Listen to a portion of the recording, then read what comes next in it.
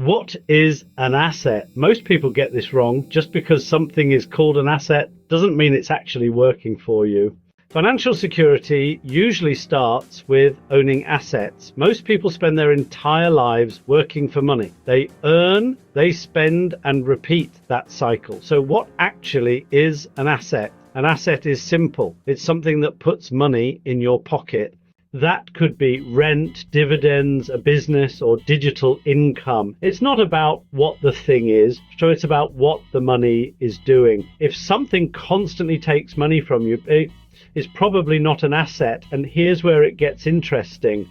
The same thing can be an asset or a liability. Take a house. If it generates income, it can be an asset. If it drains money from you every month, it behaves like a liability. So labels don't matter. What matters is one thing: cash flow. Ask a simple question. Does it pay you? This channel is about buying assets, building income, reducing risk, and creating options. Things that generate income and create options. Disclaimer: this is general education, not financial advice.